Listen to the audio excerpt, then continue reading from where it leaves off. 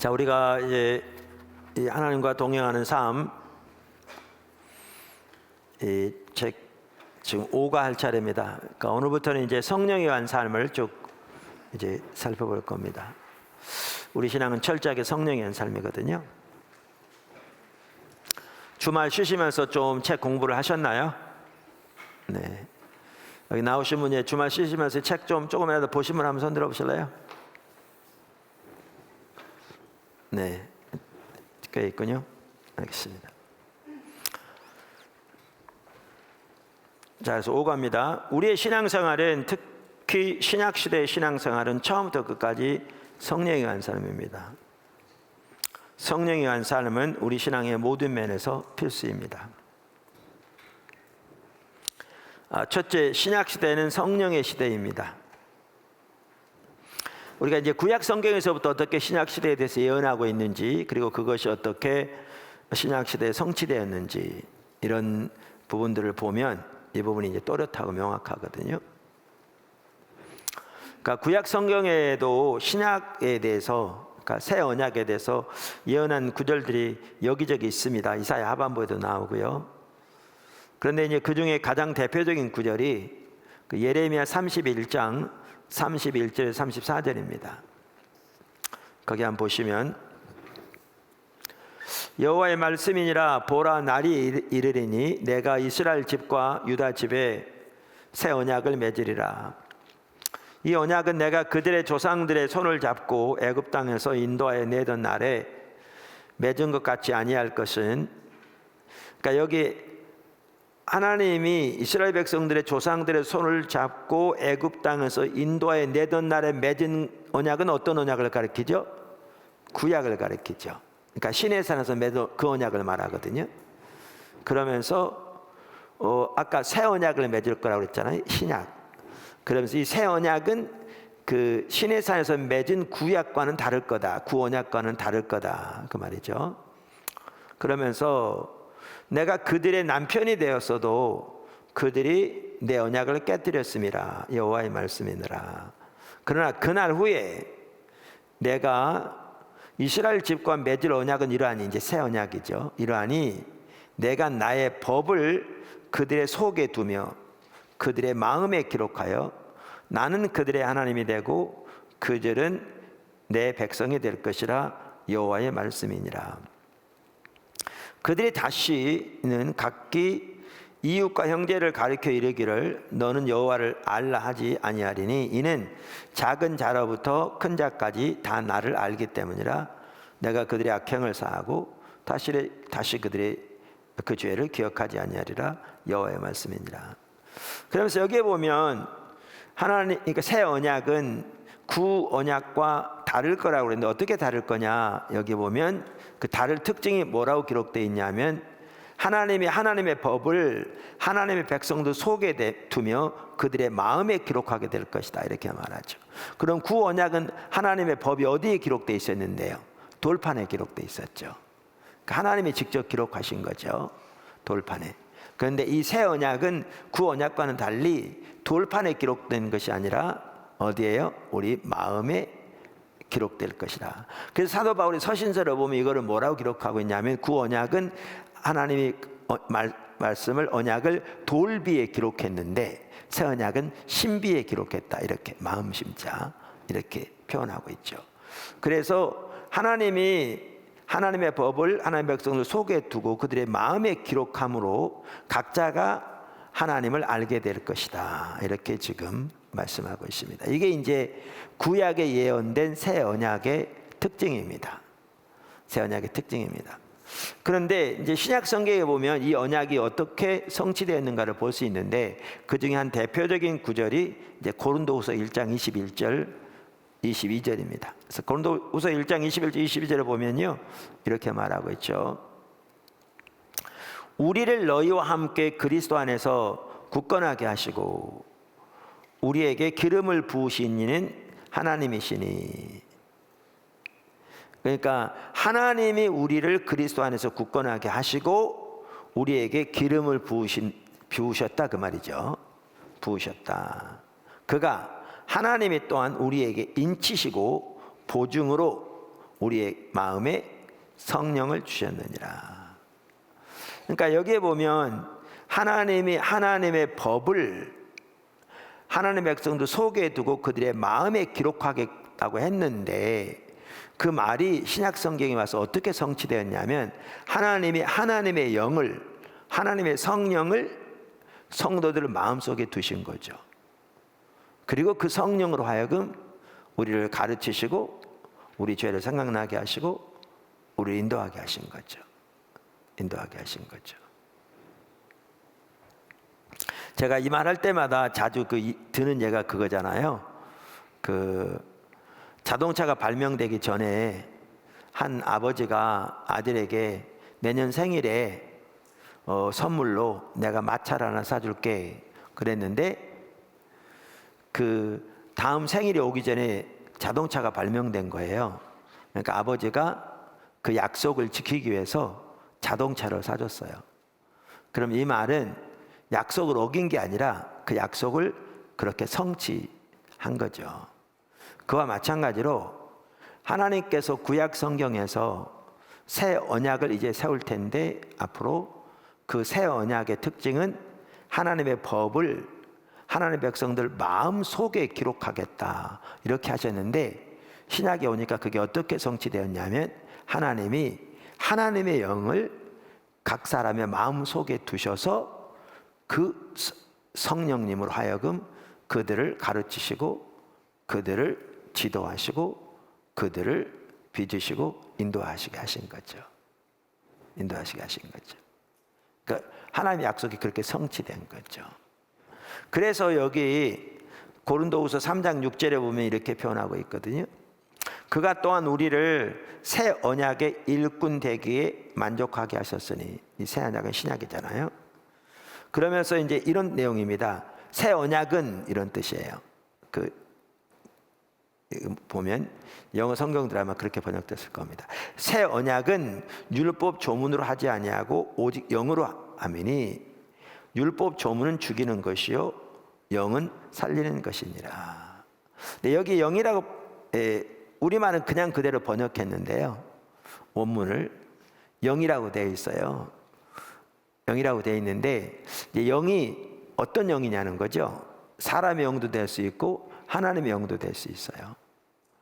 그러니까 영어 같은 경우에는 영 그러면 스피릿이라고 쓰잖아요. 영. 그러면 사람의 영을 가리킬 때는 소문자로 써요. 스피릿 이렇게 해서. 근데 이제 성령님을 가리킬 때는 사람의 영과는 구분하기 위해서 영어 성경은 대문자를 써요. 스피릿. 그러면 이제 하나님의 영, 성령을 가리키는 거예요, 성경에. 근데 이제 헬라어로 쓰여졌잖아요. 신약 성경은 헬라어로 쓰여졌는데, 그 헬라어에서 그 성령을 가리킬 때도 사람의 영을 가리킬 때도 다 소문자로 써요, 헬라어에서는. 그러니까 한 단락의 첫 글자만 대문자로 써요. 그러니까 이게 이 영이라는 단어가 성령을 가리키는 건지 사람의 영을 가리키는 건지는 이제 학자들이, 성경을 번역하는 학자들부터 포함해서 학자들이 전체적인 성경적인 지식과 그 문맥 여러 가지를 토대로 해서 이제 이것을 이해를 해야 돼요. 왜냐하면 사도 바울이 썼는데 사도 바울을 불러다가 물어볼 수는 없잖아요. 사도 바울에게 이것이 지금 성령을 의미한 걸로 쓰셨습니까? 아니면 사람의 영을 의미한 걸로 쓰셨습니까? 라고 물어볼 수 있으면 좋을 텐데 물어볼 수 없으니까 그렇게 해석을 해야 돼요. 근데 우리말에 영이라고 번역한 것은요, 헬라어의 영이란 단어를 그대로 갖다 놓은 겁니다. 아예 해석을 안 해버리고. 해석을 안 해버리고. 그러니까 더 헷갈리죠, 여기에. 이게. 근데 여기에 영이란 이 영은 성령을 가리킨 게 맞아요, 전체적으로. 당연히. 맞고요. 그래서 영어 성경 중에서 여기 책에 써놓은 것처럼 거의 주요 영어 성경 여기 다 나왔죠. 뉴 킹 제임스, RSV, NRS, NAS, NIV, ESV 이렇게 쓴 책들 다 막 나온 게 아니고요. 주요 영어 성경 제가 찾아본 것만 해도 다 이렇게 써 있어요. 그 성경들은 다 이 단어를 대문자로 해서 성령이라고 번역하고 있어요. 이렇게 성령이라고 번역하고 있어요. 그래서 성령이라고 하는 게 옳아요, 전체적으로 볼 때. 전체 볼 때. 자, 그럼 이렇습니다. 새 언약의 일꾼 되기에 만족하게 하셨다 그랬는데, 새 언약은 한마디로 뭐라고 표현하는가? 새 언약은 성령이 간 것이다 이렇게 말합니다. 이 구절에 보면 새 언약은 오직 성령으로 함이니 그 말입니다. 성령으로 함이니. 그래서 새 언약의 특징을 한마디로 성령에 의한 것이다 이렇게 말하죠.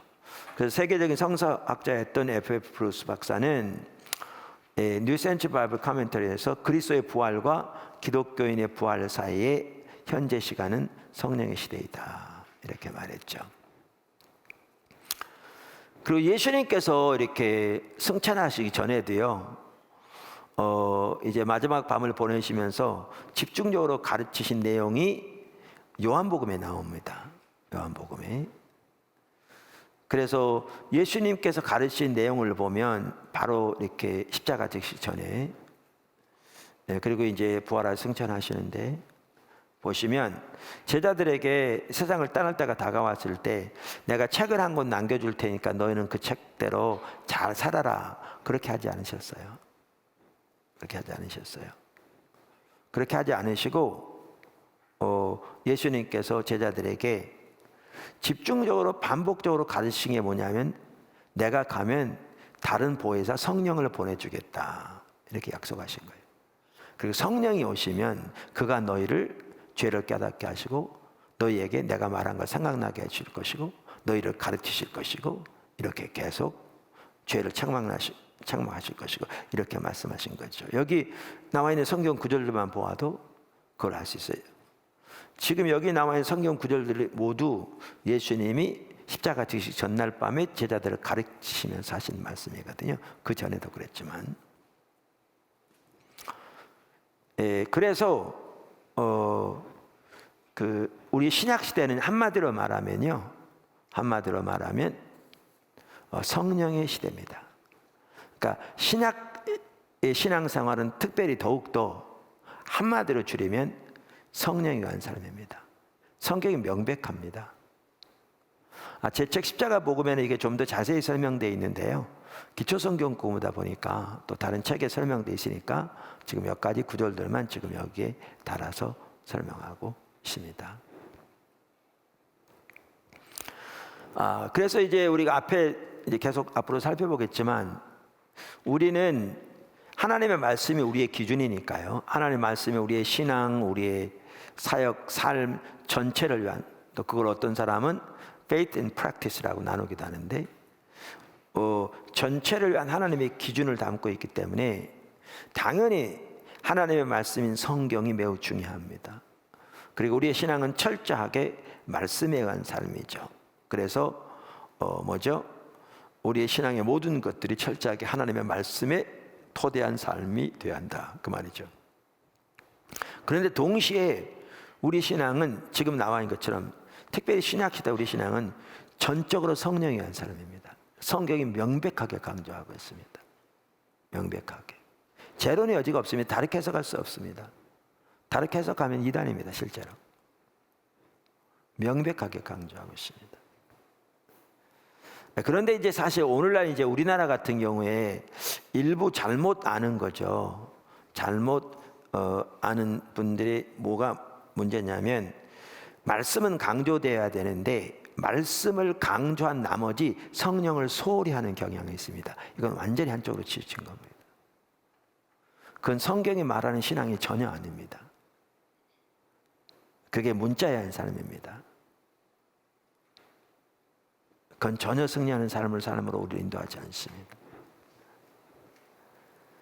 그래서 신약시대 우리의 신앙생활은 철저하게 성령에 의한 삶이다라는 것을 우리가 반드시 기억해야 합니다. 반드시 기억해야 합니다. 사실 성경은 명확합니다. 성경은 명확합니다. 다르게 설명할 수 없습니다. 두 번째, 성령의 필수성. 자, 여기 지금 다루고 있는 게 뭐냐면요. 이제 이런 부분입니다. 신약시대는 철저하게 성령에 의한 삶인데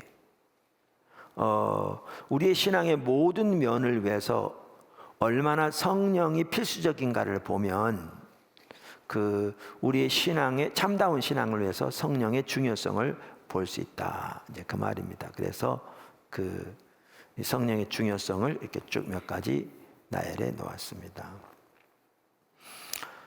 그러니까 무엇보다 우리의 구원은 성령의 역사입니다. 아시죠? 여기 지금 두 구절이 있는데 한번 같이 읽어볼까요? 첫째 요한복음 3장 5절. 예수께서 대답하시되 진실로 진실로 내게 이르노니 사람이 물과 성령으로 나지 아니하면 하나님 나라에 들어갈 수 없느니라. 고린도서 12장 3절. 그러므로 내가 너희에게 알리노니 하나님의 영으로 말하는 자는 누구든지 예수를 저주할 자라 하지 아니하고 또 성령으로 아니하고는 누구든지 예수를 주시라 할 수 없느니라. 그러니까 사실은 이 부분은요,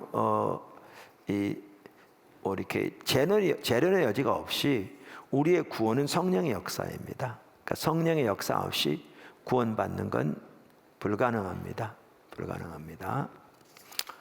자, 하나님을 아는 것을 위해서도 성령의 역사가 필수입니다.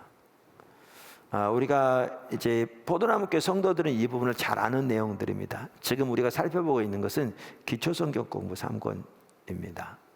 그러니까 우리의 신앙의 가장 기본적인 것들, 특별히 우리 신앙의 가장 기초적인 부분들을 상세하게 설명하고 있는 게 기초성경 공부라 그렇게 말씀드렸습니다.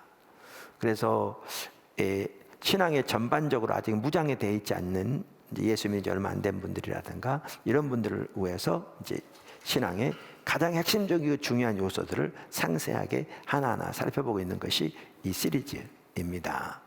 그래서 한편으로는 이제 포도나무교회 지체들 가운데 잘 아는 내용이지만 지금 이 시리즈가 그런 기초적인 것을 다루고 있다는 것을 이제 기억하시고 이제 하나하나 그 부분을 같이 살펴보시면 됩니다. 자, 요한일서 1장 3절을 우리가 많이 보았는데 거기에 보면 우리의 신앙을 한마디로 뭐라고 표현하고 있습니까? 하나님을 아는 것이, 하나님과 사귐이라 이렇게 표현합니다. 자, 우리가 보고 들은 바를 너희에게도 전함은, 그러니까 우리가 보고 들은 바는 그 1절과 2절에 나오는 예수 그리스도를 말하거든요. 사도 요한이 전한 복음, 예수 그리스도. 우리가 전하는 복음, 예수 그리스도. 그러니까 아버지와 함께 계시다가 우리에게 나타내신 바 된 그분. 복음은 예수 그리스도 그분입니다. 자, 그러면서 우리가 보고 들은 바를 너희에게 전함은, 이걸 다시 말하면 우리가 예수 그리스도를 너희에게 전함은, 그걸 다른 말로 하면 우리가 복음을 너희에게 전함은, 이렇게 이 말이죠. 자, 그러면 어떤 사람이 복음을 어떤 사람에게 전한다면 뭐 하기 위해 전하는 거죠? 구원받기 위해 전하는 거잖아요. 또 다른 말로 하면 그 사람하고 신앙생활 하도록 하나님의 자녀로서 신앙생활 하도록 전하는 거잖아요. 그러니까 여기에 보면 우리가 너희에게 복음을 전함은, 예수 그리스도를 전함은 구원받기 위함인데, 그래서 그 구원을 한마디로 뭐라고 표현하고 있는가? 이렇게 표현하고 있습니다. 전함은 우리와 사귐이 있게 하려 함이니 우리의 사귐은 아버지와 그의 아들 예수 그리스도와 더불어 누림이라. 우리말에 더불어 누림이라 이렇게 번역되는데요, 쉽게 더 표현하면 더불어 사귐이라 그 말입니다. 그러니까 이 구절을 보면요, 그러니까 사도 요한이 수신자들에게 복음을 전해서 그들이 구원받도록 복음을 전했는데, 이 복음을 전하는 목적을 뭐라고 표현하고 있는가 하면 그들이 하나님과 그리고 예수 그리스도와 더불어 사귐을 갖기 위해서 복음을 전했다, 이렇게 말해요. 그러니까 이걸 보면 우리가 뭘 볼 수 있냐면, 이 요한일서 1장 3절은 우리의 구원을 혹은 우리의 신앙을 단 한마디로 뭐라고 표현하고 있는가 하면 삼위일체 하나님과의 사귐이라 이렇게 표현하고 있어요. 그러니까 이게 너무나 당연한 얘기예요. 너무나 당연한 얘기인데 조그만 성경적인 지식이 있으면, 사실 이런 책들은요, 미국에 있는 뭐 이렇게 교회들 가운데서 이렇게 나누다 보면 너무나 당연한 얘기입니다. 그냥 뭐 말할 필요도 없는. 그런데 우리는 이게 신선하게 느낄 정도인 거죠. 그만큼 이제 우리의 신앙에 대한 이해가 옆으로 가 있는 거죠. 그래서 여기에 보면 우리의 구원을 한마디로 뭐라고 표현하고 있는가 하면 하나님과의 사귐이라, 삼위일체 하나님과의 사귐이라.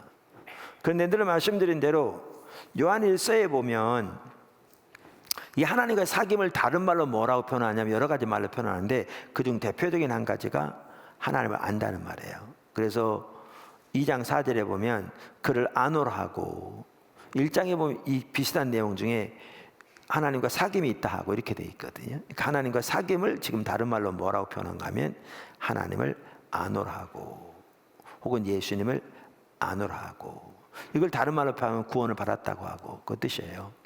아노라 하고, 그의 계명을 지키지 아니하는 자는 거짓말을 하는 자요 진리가 그 속에 있지 아니하되. 그러니까 여기에 보면 하나님과의 사귐을 다른 말로 뭐라고 표현하고 있는가? 하나님을 안다고 표현하고 있어요. 그래서 요한복음 7장 3절에 보면요, 17장 3절에 보면 예수님께서 영생을 한마디로 뭐라고 표현하냐 이렇게 하셨어요. 영생은 곧 유일하신 참 하나님과 그가 보내신 자 예수 그리스도를 아는 것이니이다. 아는 것이니이다. 그러니까 이걸 다른 말로 표현하면 이런 뜻이에요. 영생은 유일하신 참 하나님과 그가 보내신 자 예수 그리스도와 더불어 사귐이라. 이렇게 표현해도요 똑같은 말이에요. 똑같은 말이에요. 자, 그런데 여기 하나님을 안다는 말은 단순히 하나님에 관해서 교리적으로 아는 걸 말하는 게 아니에요. 하나님과 친밀한 교제를 통해 하나님의 성품과 목적과 의도를 친밀하게 아는 것을 말해요. 그래서 하나님을 알려면 뭐가 없이는 불가능하냐면 성령님이 없이는 불가능해요. 가능하잖아요. 가능하잖아요.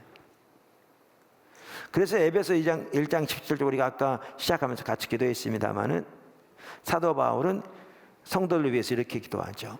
우리 주 예수 그리스도의 하나님 영광의 아버지께서 지혜와 계시의 영을 너희에게 주사 하나님을 알게 하시고, 이렇게 표현하죠.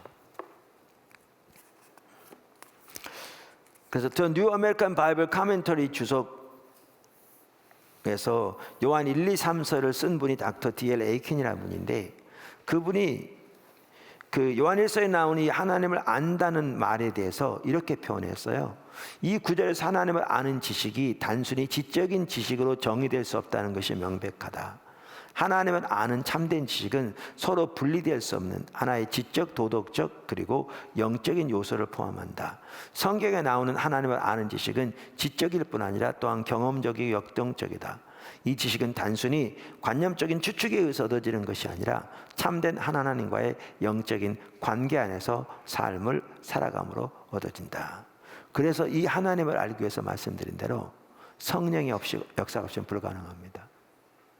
아무리 성경적인 지식이 뛰어나도, 아무리 뛰어나도 성령의 역사가 없이는 불가능합니다. 즉 성령님의 계시 혹은 조명이 있어야 하나님을 알 수 있습니다.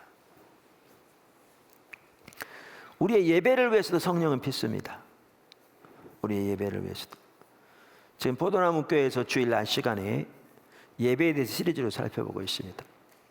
그러면서 이 구절을 살펴보았는데 빌립보 3장 3절, 이 구절은 갈라디아 교회에 보낸 편지하고 같은 성격의 문제를 다루는 건데 빌립보 교회에도 그 문제가 있었던 걸 볼 수 있어요. 즉 그 당시에 예수를 믿는 믿음만 가지고는 부족하고 거기에다 할례 등 유대인의 전통을 지켜야 진정한 구원을 받을 수 있다고 주장하는 거짓 복음을 전하는 자들에 대항하면서 쓰여진 구절입니다. 여기에 보면. 그러면서 그들이 자신들 할례당이라 불렀습니다. 왜냐하면 우리는 할례를 받은 정통적인 그리스도인이라 그런 의미였거든요. 그래서 자신들 할례당이라고 부르면서 혹은 할례파라고 부르면서 할례로 인한 자부심이 하늘을 찔렀습니다. 그런데 그렇게 예수를 믿는 믿음을 가지고 있을지 몰라도 동시에 더해서 할례 등 육체를 의지하는 것을 신뢰하면, 그러면 전적으로 육체를 신뢰해서 하나님 앞에 서고자 하는 것과 똑같다 그 말이죠. 똑같다. 이걸 자세히 설명하려면 많은 시간이 요구돼서 제가 또 우리의 위대한 구원 시리즈에서 일부는 살펴보았고 또 십자가 복음 시리즈에 이런 부분들이 많이 나와 있기 때문에 제가 간단히 그냥 설명하고 넘어갑니다. 그렇기 때문에 그래서 이렇게 아무리 예수를 믿을지 몰라도 거기다 추가로 할례 등 전통을 지켜야 진정한 하나님의 자녀가 된다는 것은 진정한 하나님의 자녀되게 하는 것이 할례 등 육체를 의지하는 거거든요. 그러니까 이것은 행함으로 말미암은 의를 의지하는 거예요. 이 빌립보 3장이 말하는 것처럼 또 갈라디아서가 말하는 것처럼 갈라디아 5장 같은 경우 명확하게 말해주고 있죠. 똑같은 성격의 일인데 그런 것처럼 그래서 이렇게 행함으로 말미암는 의를 의지하면 그리스도가 아무런 효력이 없게 되고 하나님의 은혜에 떨어지게 된다. 그러면서 모든 율법을 다 전체를 지켜야 할 의무를 갖게 된다. 이렇게 말하잖아요. 왜냐하면 이게 행함으로 말미암는 의를 의지하는 거니까. 그러니까 사도 바울은 그들을 뭐라고 표현하냐면 개들의 행악자들이라고 그래요. 이제 그게 2절에 나와요. 그러면서 3절에 이러이러한 우리가 곧 할례파라 이 말은 이 할례파란 말이 그들의 말을 인용한 거거든요. 자기들이 정통적인 그리스도인의 의미에서 할례파라고 하니까 너희가 아니고 우리가 할례파다. 이 말은 우리가 참다운 성도라 이런 뜻이거든요. 그러면서 참다운 성도의 특징을 3가지를 듭니다. 여기에 보면 그게 뭐냐면 오직 성령으로 봉사하며 그리스도 예수로 자랑하고 육체를 신뢰하지 아니하는 우리가 곧 할례파라 3가지. 근데 이 구절은 빌립보 3장 그 제목을 보아도 하나님께로 난 의라고 써 있는 것처럼 믿음으로 말미암은 의를 설명하는 가장 대표적인 성경 구절 중에 하나가 빌립보 3장이거든요. 아주 매우 중요한. 그래서 복음에 대한 구절입니다. 그러니까 참다운 믿음으로 말미암은 의는 예수 그리스도를 자랑하고 혹은 예수 그리스도를 신뢰하고 육체를 신뢰하지 않는 거죠. 육체를 신뢰하지 않는 거. 그래서 사도 바울도 그런 내용을 쭉 말하고 있습니다. 그래서 복음에 대해서 말하는 구절인데 여기에 갑자기 예배가 나옵니다. 그게 뭐냐면 나올 필요가 없는데 그 첫 번째 나온 게 바로 그건데 하나님의 성령으로 봉사하며 이렇게 나오죠. 우리말에 봉사하며라고 나온 단어는 헬라어로 라투리온테스라는 단어로서 유대인의 공식적인 예배를 지칭할 때 사용된 단어입니다. 그래서 여러분 영어 성경들을 보시면요, 대부분 영어 성경들, 주요 성경들 다 여기 봉사하며 이 단어를 뭐라고 번역하고 있는가 하면 성령으로 예배하며 이렇게 번역하고 있습니다. 그러니까 오늘날도 예를 들면 영어에 보면 주일 오전 예배를 영어로 뭐라고 그러냐면 Sunday morning service 그래요. 주일 저녁 예배를 뭐라고 그러냐면 Sunday evening service 그래요. 이 서비스라는 단어가 여기서 나온 거예요. 그러니까 섬김과 예배는 같이 가거든요. 그래서 예배하며라는 단어예요. 그러니까 이걸 보아도 알 수 있듯이 우리의 예배요 성령으로 하지 않고는 참다운 예배를 드릴 수가 없어요. 참다운 예배를 드릴 수가 없어요. 그래서 주일 낮 시간에 살펴본 리즈에서도 얼마 전에 바로 이 부분을 살펴보았습니다만은 특별히 3가지 면에서 성령님의 역사가 예배의 필수라고요. 하나는 성령의 인도를 따르는 예배, 또 하나는 성령의 조명과 예배, 또 하나는 성령의 능력이 역사하는 예배.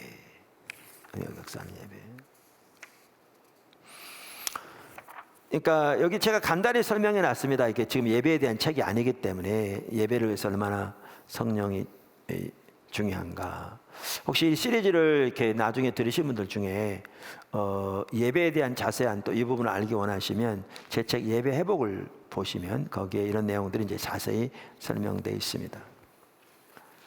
간단히만 설명하면 사실 예배는 성령께서 주신 것을 가지고 다시 하나님께 드리는 겁니다. 그래서 예배에서 핵심은 성령의 인도입니다. 이러면 시편이 이 점을 잘 보여주는데요. 시편은 성령의 감동으로 쓰여졌습니다. 그런데 시편 전체가 하나님 예배하는 겁니다. 명확합니다. 하나님이 주신 것을 가지고, 그러니까 성령을 통해 성령이 주신 것을 가지고 하나님을 예배하는 것이 예배 핵심입니다. 성령이 없이는 불가능합니다. 그러니까 사실 찬양과 경배도 예배 핵심인데 동일하고요. 설교, 하나님 주신 것을 가지고 하나님 백성들이 전하는 거잖아요. 이 모든 부분에서 성령 인도하심이 핵심입니다. 핵심입니다. 뿐만 아니라 우리는 하나님을 아는 만큼 하나님을 예배할 수 있습니다. 그런데 하나님을 알도록 우리에게 하나님이 계시해 주신 분이 성령님입니다. 그래서 예배의 필수인 거죠. 필수인 거죠. 우리가 하늘나라 예배가 우리의 예배, 신약시대 예배의 저는 모델이라고 믿는데요. 그 스랍들이 그토록 하나님을 예배하는 것은 그들이 하나님의 영광을 있는 모습 그대로 보고 있기 때문인 거죠. 우리가 이 땅에 사는 동안에 하나님의 영광을 거울을 보는 것과 희미하게 볼 수 있다고 말했는데, 그렇지만 그 하나님의 영광을 보는 만큼, 다른 말로 하면 하나님을 아는 만큼 예배할 수 있습니다. 그래서 예배에서 핵심 중에 하나는 성령의 조명입니다. 성령의 조명입니다. 또 하나는 초대교회 예배는 성령께서 자유롭게 운행하시는 예배였습니다. 그래서 여기 고린도전서 14장 26절에 보면, 그런즉 형제들아 어찌할까, 너희가 모일 때에 각각 찬송시도 있으며 가르치는 말씀도 있으며 계시도 있으며 방언도 있으며 통역함도 있나니 이 모든 것을 덕을 세우기 위하여 하라. 여기 모일 때는 예배로 모일 때를 말하거든요. 그래서 이들의 초대교회 당시 예배 가운데는 성령님이 자유롭게 운행하셔서 다양한 성령의 능력이, 역사가 교회의 덕을 세우기 위해서 나타났던 것을 볼 수 있습니다. 그래서 종합적으로 보면 이와 같이 우리의 예배가 참다운 예배가 되기 위해서도요, 성령의 역할이 필수입니다. 그래서 사도 바울도 예배를 말하면서 한마디로 성령으로 예배하며 이렇게 말하고 있습니다. 근데 저는 그 구절이 참 중요하다고 보는 게요, 참다운 복음을 말하는 구절이거든요. 믿음으로 말미암아 의. 근데 여기에 예배가 나올 필요가 없는데 예배가 나올 뻔에 제일 먼저 나왔거든요. 저는 여기에서 이 두 가지의 이 관계가 아주 밀접하다고 저는 믿습니다. 실제로 그렇습니다. 경험해 보면. 무슨 말이냐면, 교회가 철저하게 오직 예수 그리스도의 의만을 의지해 서는, 다시 말하면 예수 그리스도의 터 위에 세워지는, 철저하게 십자가 복음에 세워지는, 철저하게 십자가의 공로만을 의지하여 서는 삶을 자기 육신을 의지하는 모든 것들이 배설물처럼 여겨지고, 이 십자가에 의한 삶과 성령을 드리는 예배가 분리되지 않습니다. 이게 밀접하게 갈려요. 그러니까 이렇게 철저하게 십자가의 삶을 살기 위해서도 성령으로 드리는 성령에 의한 예배가 필수고요. 반대로 바꿔서 성령에 의한 예배가 되기 위해서도 철저하게 성도들이 오직 십자가의 의만 의지해서는 십자가 복음의 삶이 핵심입니다.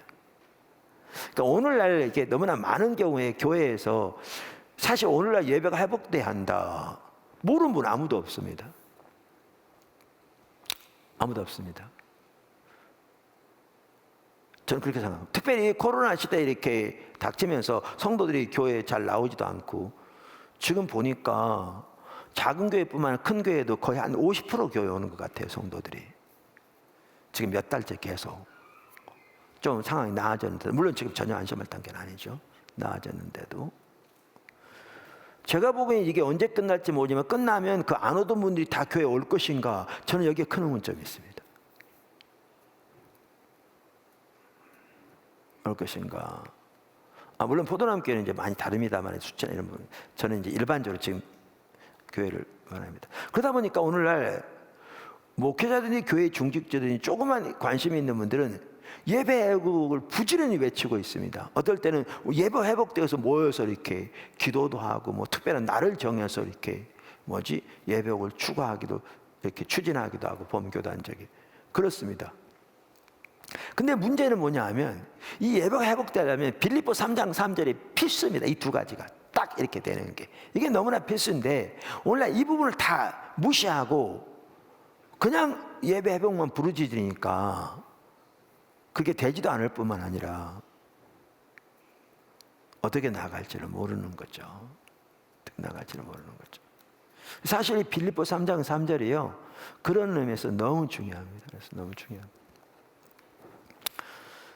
그래서 이제 예배만 하더라도 성령님이 없이 참다운 예배가 가능하지 않습니다. 가능하지 않습니다.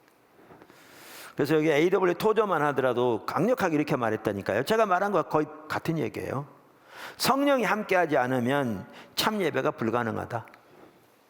우리가 하나님이신 예수 그리스도를 통하여 하나님께 참 예배를 드리려면 우리 안에는 반드시 하나님의 영이 활동하셔야 한다.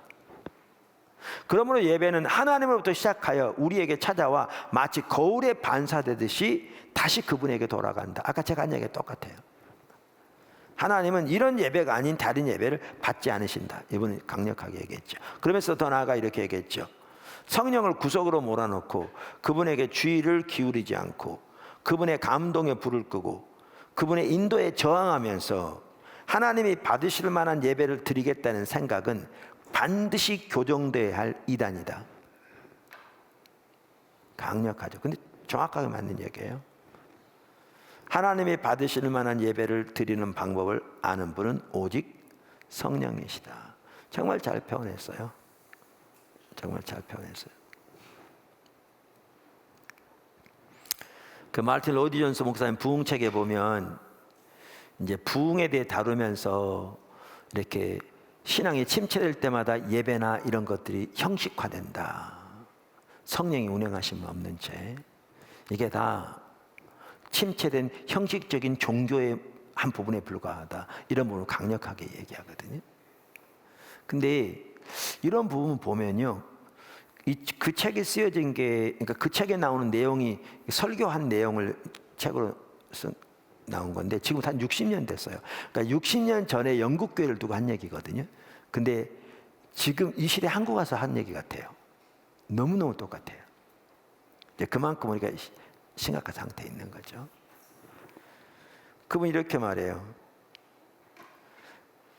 그 예배 형태가 형식적이 될 때 성령께서는 덜 나타나시며 여러분은 신약으로부터 더 멀어지게 된다는 것을 언제나 볼 수 있을 것입니다.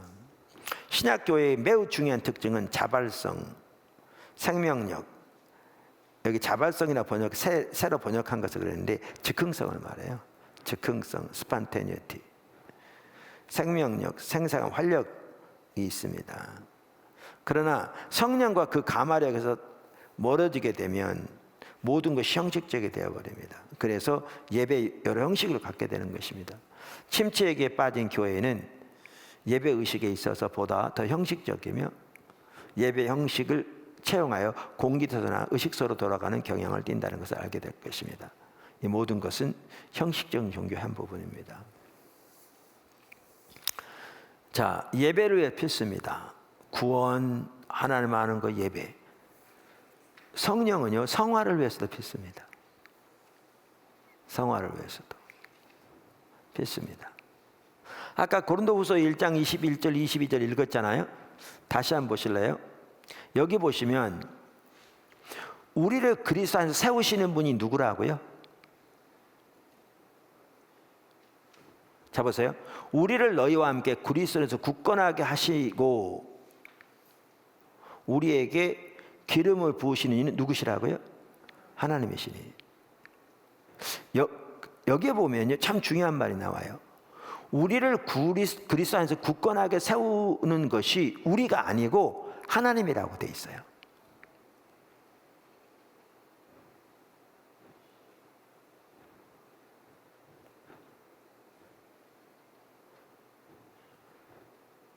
여기 주어는 하나님이시니 그 말이거든요. 그러니까 영어 NIV 성경에 It is God, 그분은 하나님이시다 이렇게 돼 있어요. 그러면서 that 이렇게 나와요. 그러니까 우리를 그리스도 안에 세우시는 그분은 하나님이시다.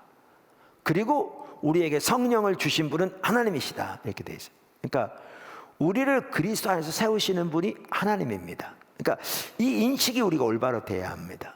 우리를 그리스도 안에서 세우는 분이 우리가 아니고 하나님입니다. 하나님이 세우십니다. 그리고 하나님이 세우시고 하나님이 우리를 세우시게 하신 일이 뭐냐? 우리에게 성령을 주신 겁니다. 할렐루야. 성령을 주신 겁니다. 그러면서 갈라디아서 5장 6절에 보면 내가 이르노니 너희는 성령을 따라 행하라. 그리하면 육체의 욕심을 이루지 아니하리라.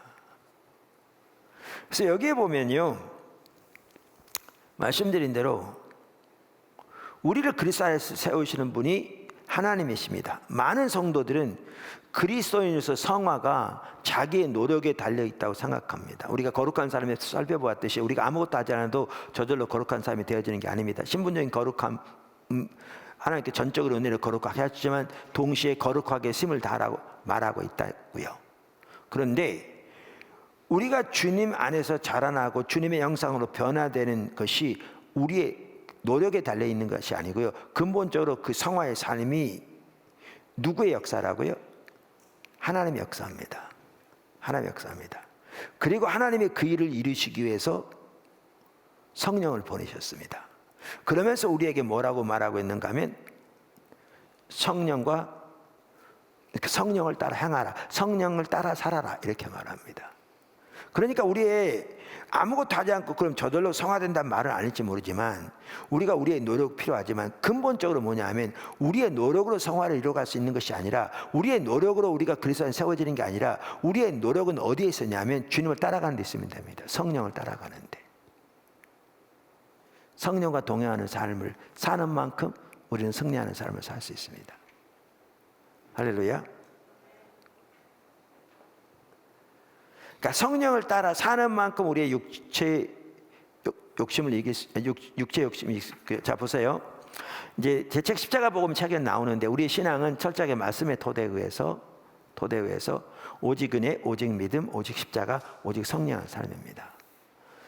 우리 컨퍼런스 제목이 십자가와 성령 컨퍼런스거든요. 그러니까 아는 분은 아는데 어떤 분이 그러더라고요. 신약의 핵심을 요약해 놨네요. 그러더라고요. 우리 신앙의 핵심이 십자가와 성령입니다.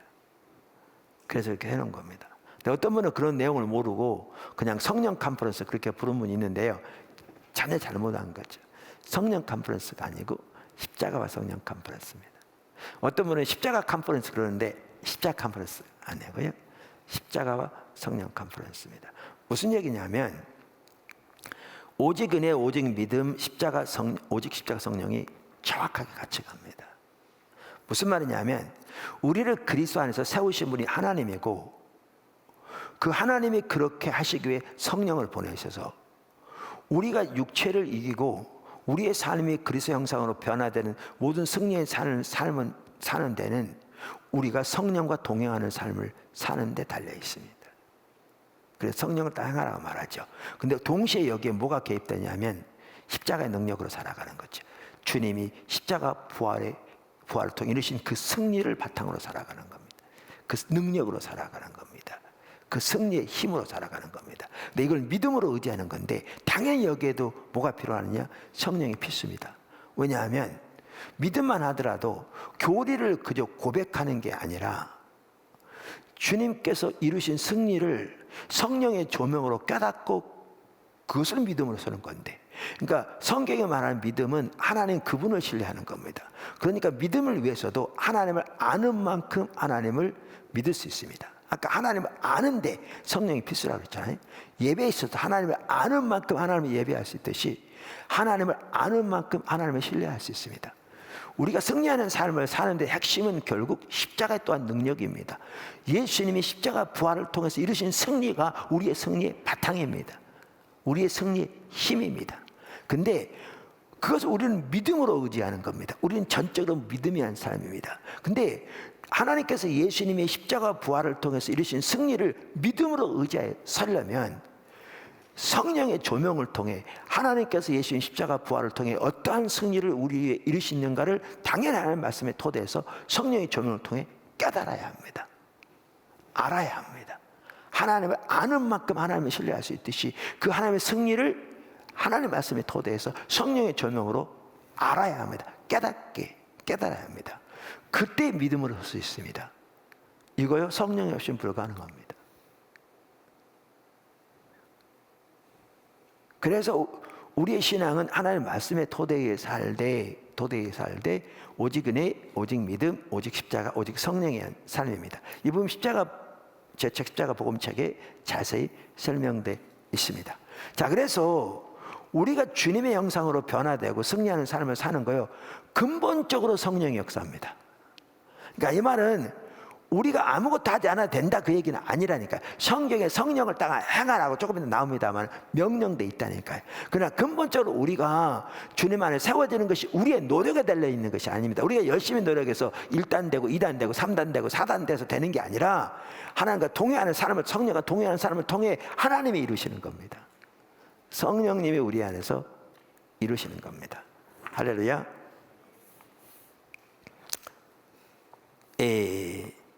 그래서 여기 더 뉴 아메리칸 바이블 코멘터리 갈라디아 주석에 보면 닥터 T 조지라는 분이 이렇게 얘기했습니다. 신자는 어디서 이러한 종류의 승리하는 기독교인의 삶을 위한 자원을 얻을 것인가? 현대의 종교적인 가르침은 매력적인 인품, 그 사람에게 내재된 능력, 신학 교육에서의 높은 학위, 성숙한 기독교인의 삶에 대한 특별한 세미나, 사회운동, 영적 심리요법, 그리고 다른 것들 등 많은 답변을 제시한다. 이게 마치 승리하는 삶의 비결을 배우는 것처럼 오늘날. 그런데 조지 박사는 이렇게 얘기합니다. 그러나 바울의 응답은 성령이시다. 우리가 거듭날 때 우리를 죄에서 자유케 하시고 우리에게 새 생명을 주신 오직 하나님의 성령만이 우리가 그분 안에서 행하는 것을 통해서 성화의 능력을 경험함에 따라 우리를 진정으로 자유하도록 보존하실 수 있다. 우리가 승리하는 삶을 살아가는데 사도 바울이 제시한 답은 성령이라는 거죠. 오늘날 우리는 여기 기록된 것처럼 여러 가지 세미나든가 여러 가지 방법론을 제시하는데 우리의 노력에 기초한, 우리의 지혜에 기초한 방법론을 제시하는데 사도 바울이 제시한, 성경이 제시한 답은 성령이시다. 그래서 고린도후서 3장 18절이 이게 성화와 밀접한 관계가 있는 구절인데요. 잘 표현됩니다. 우리가 다 수건을 벗은 얼굴로 거울을 보는 것 같이 주의 영광을 보매. 여기 수건을 벗은 얼굴이란 말은요, 그 위를 보아야 돼요. 그러니까 구약과 신약을 대조하고 있어요. 그러면서 구약 시대에 보면 모세가 하나님의 영광이 임재 가운데 오래 머물러 있었더니 하나님의 영광이 그 얼굴에 이렇게 반사되었잖아요. 그러니까 사람들이 두려워했거든요. 그러니까 모세가 이렇게 가렸어요. 이렇게 수건으로. 그런데 가렸는데 이게 점점 사라져 갔어요. 그러니까 구약의 율법에도 하나님의 영광이 함께 했다는 거죠. 구약 시대에도. 근데 그 영광은 가려졌었다는 거죠. 가려졌었다는 거죠. 그래서 지성소 앞에서도 그 하나님의 영광의 임재가 머물러 있는 지성소 앞에 휘장으로 가려져 있었잖아요. 그러면서 신약 시대에는 예수님 십자가 돌아가실 때 그 지성소 앞에 휘장이 위로 다르게 쫙 갈라진 것처럼 하나님의 보좌가 우리에게 주님의 십자가를 통해 열리게 되었잖아요. 그런 것처럼 신약 시대는 이 휘장이 거쳐진 거예요. 거쳐진 거예요. 구약 시대는 하나님 영광이 점점 사라져가는 거였다면 신약 시대는 영광이 점점 더 강해지는 거죠. 날로. 그러면서 이제는 우리가 예수님 십자가를 통해 그 하나님의 영광을 보게 되었다는 거죠. 십자가로 인해서. 왜냐하면 하나님의 영광이 우리에게 계시되게 되니까. 그렇게 됐다고 그러면서 뭐라고 그러냐면 그래서 주의 영광을 보게 되었다는 거죠. 봄에. 근데 거울을 보는 것 같이 말은 이 말이에요. 고린도 13장에 보면 알 수 있듯이요. 거울을 보는 것 같이 말은 그 당시 거울은 구리 같은 걸 닦아서 이렇게 하는 거였거든요. 그러니까 요즘처럼 선명하게 보이는 게 아니고 희미하게 보여졌어요. 그러니까 이 땅에 사는 동안에는 우리가 하나님의 영광을 있는 모습 그대로 못 본다는 거예요. 그렇게 보고 살아날 사람이 없어요. 그러니까 모세 같은 경우에도 하나님의 영광이 지나가실 때 그를 바위 틈에 숨겨 하나님 손으로 덮었다가 그 하나님의 뒷모습을 보게 하셨어요. 같은 비슷한 맥락이에요. 그래서 이 땅에 있을 동안에는 하나님의 영광을 거울을 보는 희미하게 본다 그 말이죠. 근데 그럼에도 불구하고 어떻게 되느냐? 하나님의 영광을 보는 만큼 그분의 형상대로 변화된다. 변화되어 영광에서 영광에 이르게 된다. 더 큰 영광으로.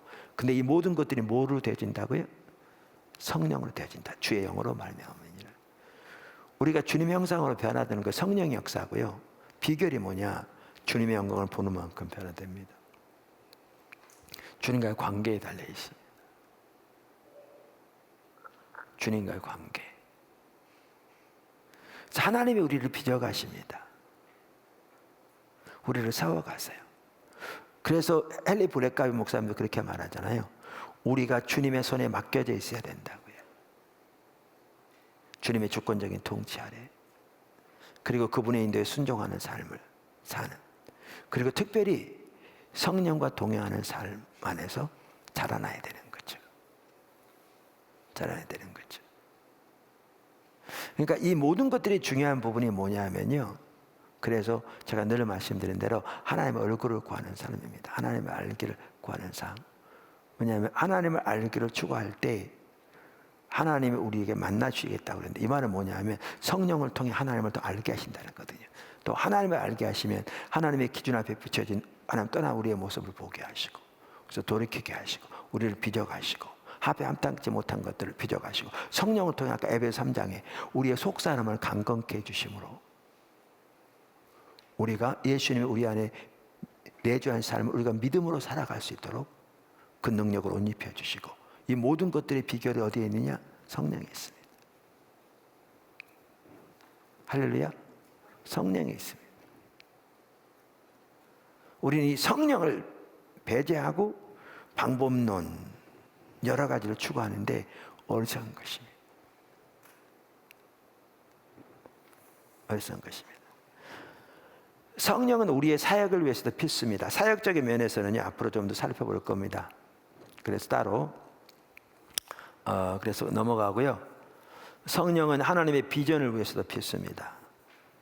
특별히 리더들에게 비전은 필수입니다.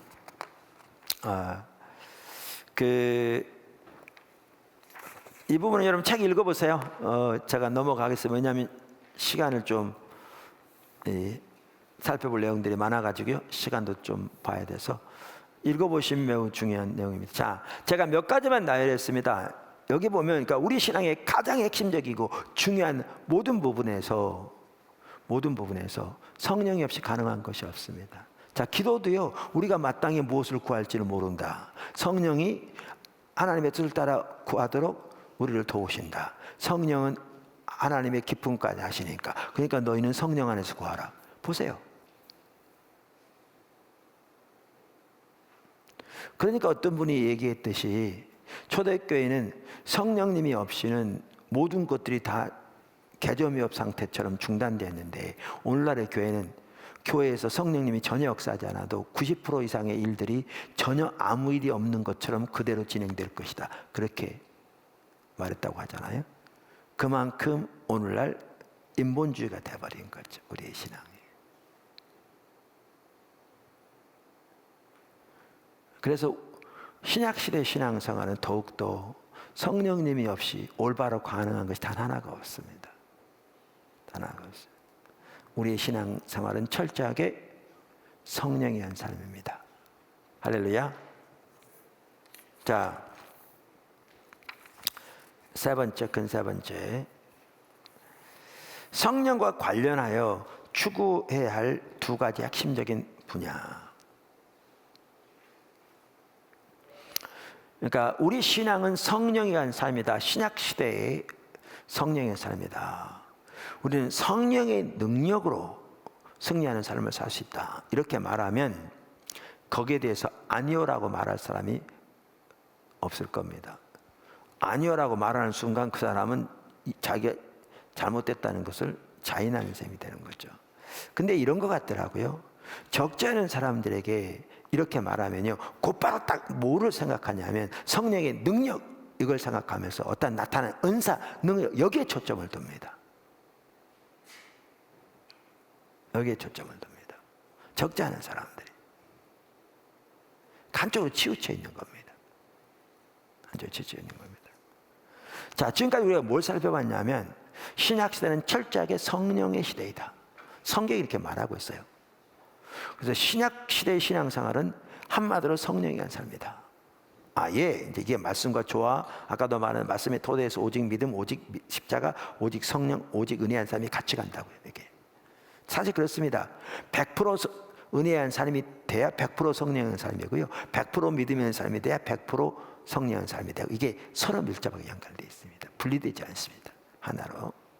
자, 그런데 그리고 우리의 신앙의 모든 주요한 뿐만 아니라 모든 면을 살펴보면 얼마나 성령이 필수적인가. 성령 없이 올바른 신앙생활이 가능하지 않는 걸 보아도 그걸 알 수 있다 살펴봤는데, 제가 지금 말씀드리려 하는 게 뭐냐면, 신약 성경이 말하는 성령에 의한 삶에 있어서 크게 두 가지 분야가 있다는 겁니다.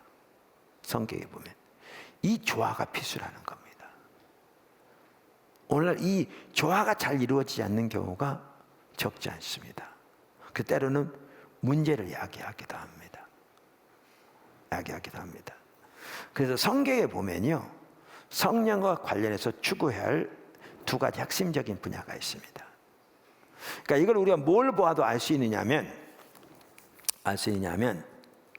성경에 성령과 관련해서 하지 말라고 우리를 경고하고 있는 두 가지만 봐도 알 수 있어요. 성경에 보면요, 우리에게 성령님과 관련해서 하지 말라고 하는 게 두 가지가 나와요. 첫 번째는 어디 나오냐면 에베소 4장 30절에 나와요. 하나님의 성령을 근심하게 하지 말라. 그 안에서 너희가 구원의 날까지 인치심을 받았느니라. 자, 아까 우리가 어느 구절을 보았냐면 고린도서 1장 22절을 보았죠. 1절과 2절을 보았죠. 그러니까 거기에 보면 그리스도 안에서 우리를 굳건하게 세우신 분이 누구라고요?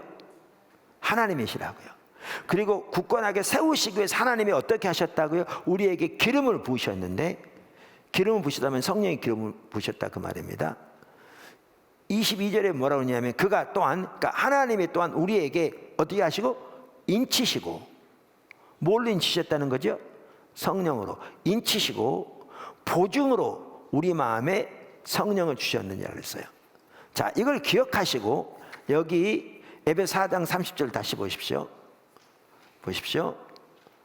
하나님의 성령을 근심하게 하지 말라. 그 안에서 너희가 구원의 날까지 뭘 받았느니라? 인치심을 받았느니라. 이렇게 돼요. 자, 그럼 이 구절은요, 아까 고린도후서 1장 21절과 22절과 연결해 보면 이 말이 무슨 말인지를 더 쉽게 알 수 있어요. 같은 내용이 나오잖아요. 자, 그러면 우선 여기 구원의 날까지 그랬죠. 성경에 보면요, 구원이 세 가지 시대로 나와요. 이미 구원을 받았다, 구원을 받아보고 있다, 구원을 받을 것이다. 세 가지 시대로 나옵니다. 지금 여기 구원의 날은 미래에 받을 구원의 완성을 말해요. 그러니까 예수님 오실 때. 그러니까 그 날까지, 구원의 완성의 날까지, 다시 말하면 성령으로 인치심을 받았다는 거죠. 아까 뭐라고요? 그리스도 안에서 우리를 굳건하게 하신 분이 하나님이신데, 그 일을 위해서 하나님이 우리에게 기름을 부으시고 성령으로 인치셔서 성령님을 우리 속에 주셨다고 그랬잖아요. 그래서 그 성령님이 우리를 가르치시고 우리를 인도하시고 우리의 죄를 책망하시고 우리를 빚어가신다고 그랬잖아요. 그래서 여기에 이 성령을 근심하게 하지 말란 말은요, 뭐와 연결되느냐 하면 우리를 내주하시며 우리를 인도하시는 성령의 역사와 관련돼요. 이 구절은 관련돼요. 아까 막 말씀드렸는데, 그래서 여기에 우리에게 성령을 감히 근심케 하지 말라는 말은 우리가 반복적으로 성령님을 근심케 하면 성령의 도움 없이 우리 스스로 모든 것을 헤쳐나가야 되는데, 그럼 그 결과가 어떻게 되겠냐 그 말이에요. 그날까지 사는 동안에 어떻게 되겠어요? 승리하는 사람이 뭐 하나 가능하겠냐고요. 성령이 없이 가능한 게 단 하나가 없는데, 성화든지 구원은 성령을 받았다 할지라도 성화든지 참다운 예배든지 하나님의 비전을 보고 따라가는 거라든지 하나님 우리를 빚어가신 거라든지 육체를 이기는 거라든지 육체의 욕심을, 모든 면에서 성령님이 없이는 가능한 것이 단 하나가 없는데, 그래서 승리하는 삶을 살고 구원의 완성의 날까지 우리를 인도하시고 우리를 굳건하게 세우시고 우리를 이끌어 가시도록 성령을 보내셨다고 돼 있는데, 우리가 반복적으로 그 성령을 근심케 하면 그러면 남는 건 우리 노력밖에 없을 텐데 어떻게 되겠냐고요. 그래서 너희는 감히 성령을 근심하게 하지 말라, 이런 식으로 영어 성경은 번역해 있어요. 뭔 말인지 이해하시죠? 그래서 앞으로 이 부분 좀 더 살펴볼 거예요, 구체적으로. 근데 그래서 여기에 보면 성령을 근심하게 하지 말란 말은 이처럼 내주하심에 동행하시는 성령의 역사와 관련돼요. 문맥을 보아도. 그 다음에 성경에 보면 성령님에 대해서 하지 말라고 한 게 또 있어요. 그게 뭐냐면 성령을 소멸하지 말라는 거예요. 성령을 소멸하지 말라. 그건 어디 나오냐면요, 데살로니가서 5장 여기 19절에 나와요. 데살로니가서 5장 19절에 보면 성령을 뭐라고 그래요?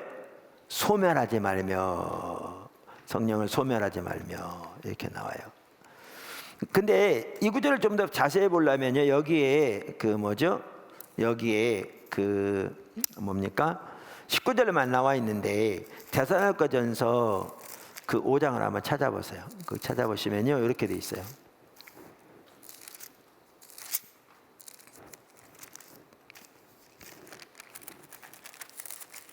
오 장. 자, 여기에 지금 몇 절이 나와 있죠? 19절이 나와 있죠? 자, 19절에 성령을 소멸하지 말며, 20절에 뭐라고 나와 있죠? 예언을 멸시하지 말고 범사해야 하려 좋은 걸 취하라. 이걸 보면요, 지금 이 구절이 뭐에 대해서 다루면서 나와 있습니까? 성령의 은사를 다루면서 나와 있어요. 성령의 은사를 다루면서 나와 있어요. 문맥을 보더라도 성령의 은사를. 그래서 성령을 근심하게 하지 말란 말과 성령을 소멸하지 말란 말은 달라요. 그러니까 이제 일부 사람들은 잘 모르고 성령을 근심하게 하는 것과 성령을 소멸하는 것이 같은 뜻으로 하는데 엄격하게 두 개의 의미가 달라요. 그러면 성령을 소멸하지 말란 말은 뭐냐면요, 이런 뜻이에요. 우선 성령을 소멸하지 말란 말은 문자 그대로 해석하면 성령의 불을 끄지 말라 그 말이에요. 이렇게 불이 났을 때 이게 뭐 물 같은 걸 뿌려서 불을 이렇게 끄는 거를 그런 뜻이에요. 성령을 소멸하지 말라 그러니까. 그래서 이 말은 문자 그대로 해석하면 성령의 불을 끄지 말라 그런 뜻이에요. 그래서 실제로 어떤 영어 성경 같이 보시면요, 그렇게 표현했을 거예요. 성령의 불을 끄지 말라 이렇게 했을 거예요. 그래서 페투라 주석만 하더라도요, 이 구절에서 이렇게 설명했더라고요. 제가 읽어볼게요. 성령을 소멸하지 말면은 성령의 불을 끄지 말며로 번역할 수 있다. 이렇듯 성경은 성령을 불로 묘사한 예가 많이 있다. 가로 열고 이제 쭉 몇 성경 구절 썼어요. 가로 닫고. 고린도 교회에서는 성령의 역사를 무질서하게 사용하여 광신적 태도가 만연하였음에 비해, 이제 이분의 이 페투라 주석이 개혁주의 학자가 써서 광신적이라고 씀으로써 좀 그거에 대한 어떤 부정적인 이런 인식을 나타내 보이잖아요. 이 학자 자기 어떤 편향된 그것 때문에. 자, 근데 뭐 그렇다 치고 광신적 태도가 만연했음에 비해 가로 열고 고린도서 12장 14장 가로 닫고, 고린도 교회에서 오히려 성령의 활동을 제한하거나 배격하는 일을 하였던 것으로 보인다. 그 반대했던 거죠. 고린도 데살로니가, 그러니까 하지 말라는 거죠. 그래서 여기 성령의 불을 끄지 말란 말은 뭐와 관련되냐면요, 성령이 능력으로 나타나심, 은사와 관련돼요. 능력과 관련돼요. 능력과 관련돼요.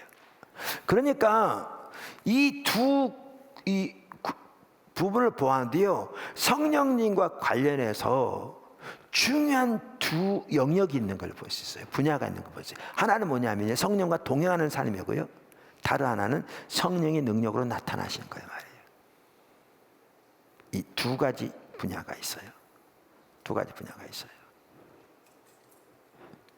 이걸 분명히 인식해야 돼요. 그런데 여기에 중요한 게 뭐냐면 이 두 가지 분야에 조화가 필수예요. 균형이 필수고요, 두 가지 조화가 필수예요. 그러니까 한쪽으로 치우치지 말아야 한다는 거예요. 한쪽으로 치우치지 말아야 한다. 실제로 오늘날은 한쪽으로 치우치는 경우가 많아요. 오늘날은 둘 다 없는 경우도 많고요. 점점 교회가 침체되니까 둘 다 없는 경우가 많고요. 한때 성령님이 많이 운행하셨을 때에는 한쪽으로 치우치는 경향이 많았어요. 무슨 말이냐? 우선 여기 보면, 그러니까 하나는 성령과 동행하는 삶이에요. 그걸 다른 말로 하면 성령과의 교제예요. 단 하나는 성령의 능력으로 역사하시는 거죠. 그러니까 은사와도 관련, 성령이 나타나심, 이런 부분이에요. 근데 이 균형이 필요하다 그 말이죠. 균형이. 근데 우리가 기억해야 할 이런 부분이에요.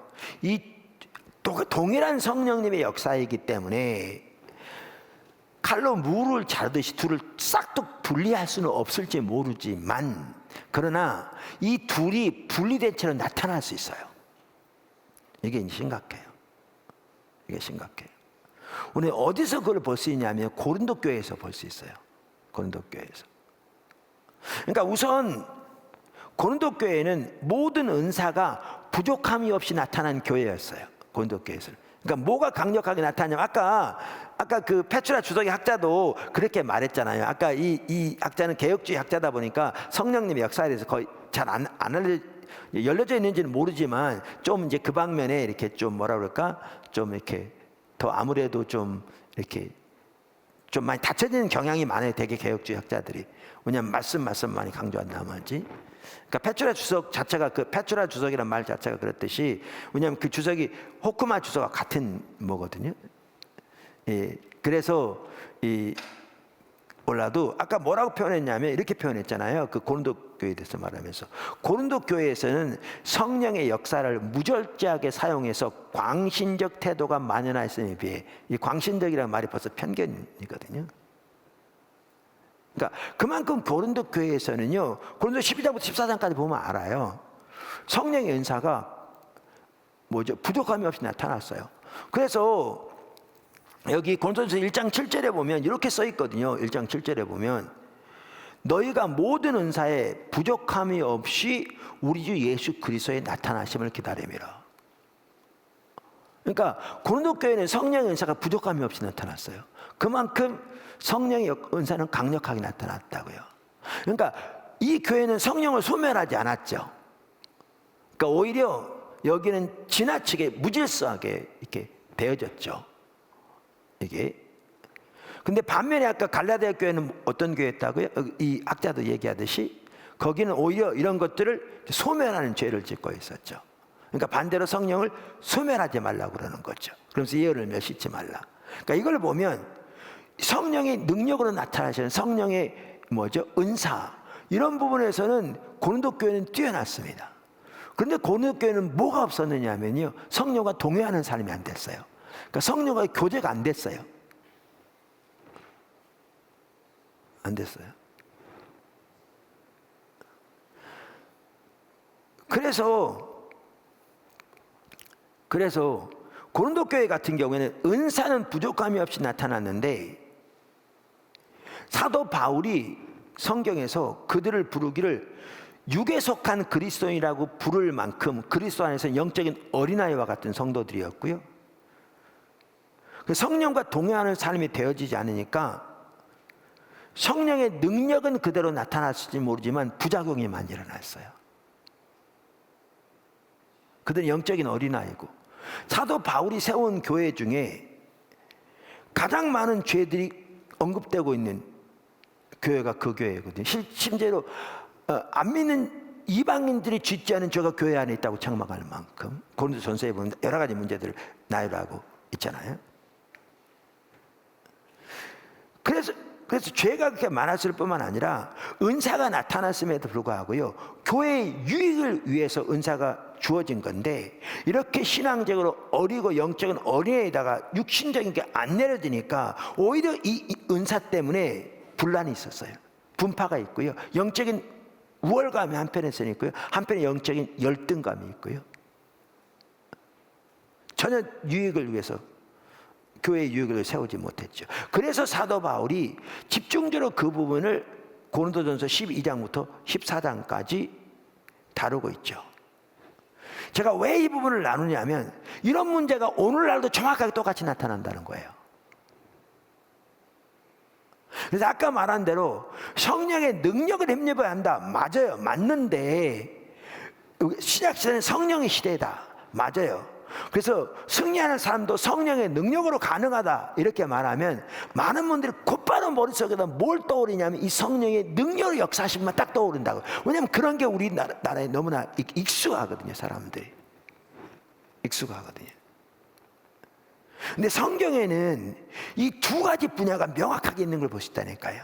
모든 면을 딱 칼로 무를 자르듯이 그냥 딱 쪼개가지고 말할 수 없을지 모르지만 분명히 두 분야가 있는 걸 보시다고요. 두 분야가. 그래서 뭐죠? 성경에도 성령의 힘에 대해서 하지 말라고 하는 게 두 가지가 나온다고요. 성령을 근심케 하지 말고, 동일한 성령입니다. 성령을 소멸하지 말라고 나온다고요. 그런데 이 균형이 필요한 게 이 균형이 안 맞은 채로 나타날 수 있다는 겁니다. 안 맞은 채로. 그러면요, 가장 먼저 나타나는 특징이 삶이 안 변합니다. 정확하게 고린도교회처럼 삶이 안 변합니다.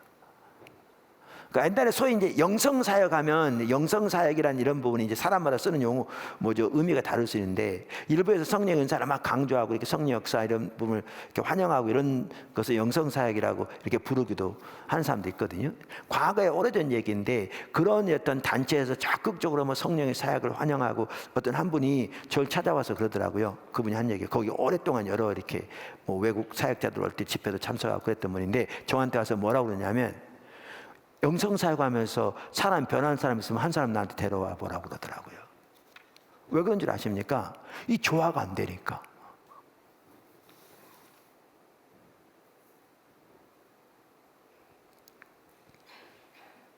고린도교회처럼 똑같이 되어버리는 겁니다. 그러니까 오늘날도 정말 그게 많다는 거예요.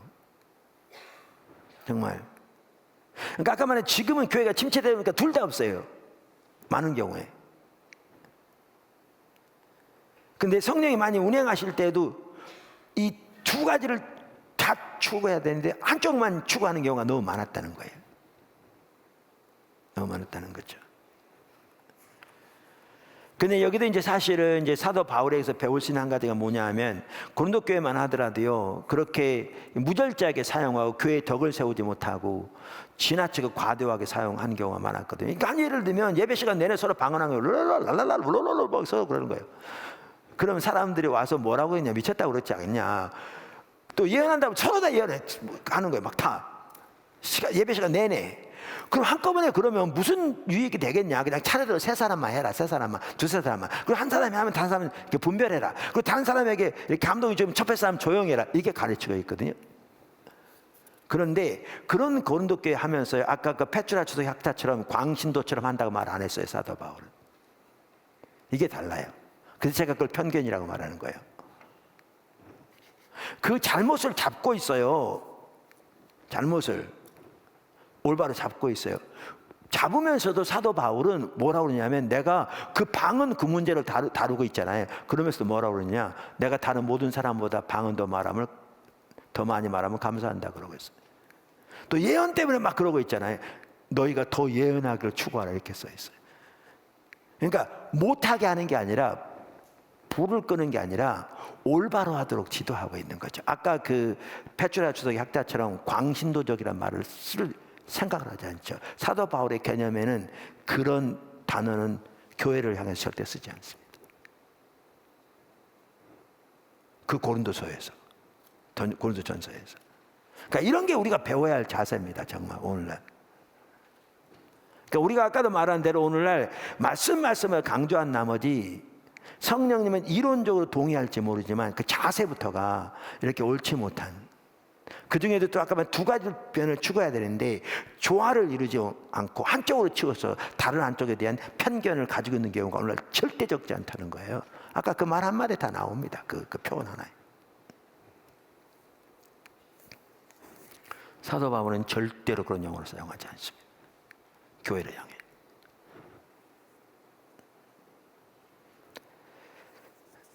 자, 그래서 이제 그러면서 지금 여기서 두 가지를 좀 더 상세하게 좀 살펴보려고 합니다. 이제 이 부분들을 나중에 좀 더 살펴볼 텐데, 여기 이제 첫 번째 이 성령에 의한 삶의 지금 이 5과는 이제 첫 과잖아요. 그러니까 이제 전체적인 지금은 이 윤곽을 살펴보는 시간이니까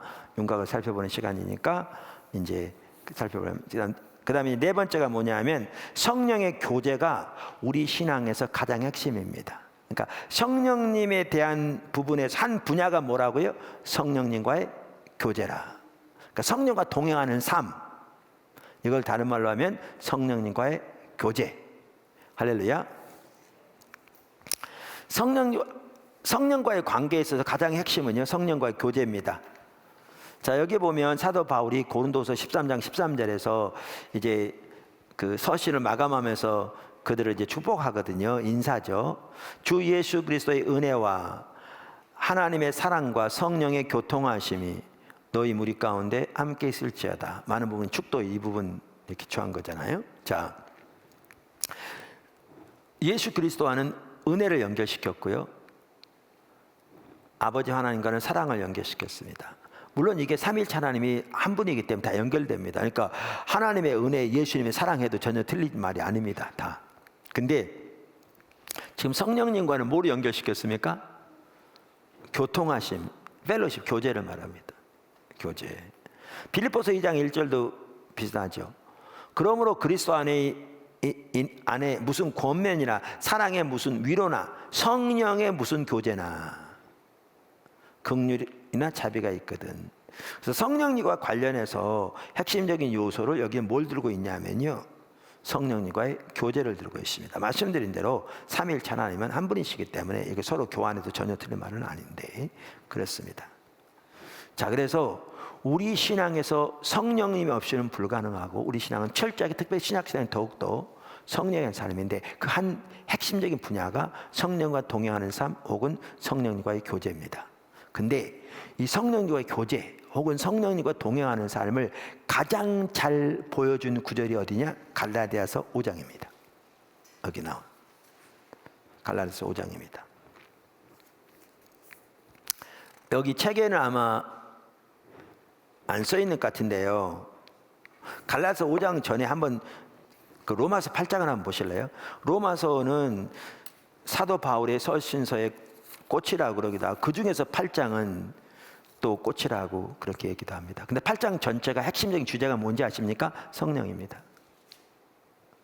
핵심적인 주제가 성령입니다.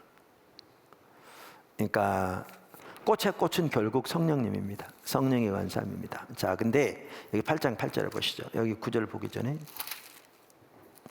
로마서 8장 한번 보시죠.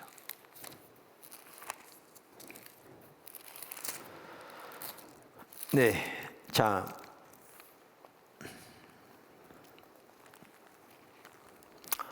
자 1절을 보면 그러므로 이제 그리스도 예수 안에 있는 자에게는 결코 정죄함이 없나니 이는 그리스도 예수 안에 있는 생명의 성령의 법이 죄와 사망의 법에서 너를 회방하였음이라. 너무나 놀라운 승리의 선포잖아요.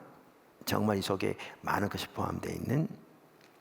그러면서 3절, 율법이 육신으로 말미암아 연약하여 할 수 없는 그것을 하나님은 하시나니 곧 죄로 말미암아 자기 아들을 죄 있는 육신의 모양으로 보내어 육신의 죄를 정하사 거기 좀 띄고요, 우리에게 율법의 요구가 이루어지게 하려 하심이니라. 그러니까 예수님을 죄의 모습으로 보내셔서 육신의 죄를 정하심으로 우리를 위해 우리에게 율법의 요구가 이루어지게 하셨다 그랬잖아요.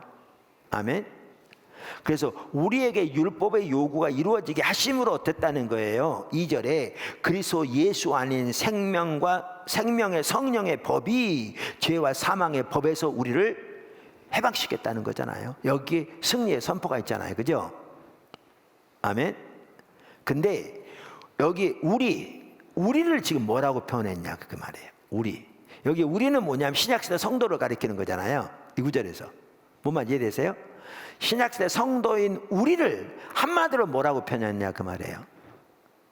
우리를, 아까 제가 좀 넘어갔는데, 우리를 육신을 따르지 않고 그 영을, 성령을 따라 행하는 우리, 이걸 보면요 신약시대 성도를 한마디로 뭐라고 정의하고 있느냐 하면 육신을 따르지 않고 성령을 따라 행하는 자라고 정의하고 있어요.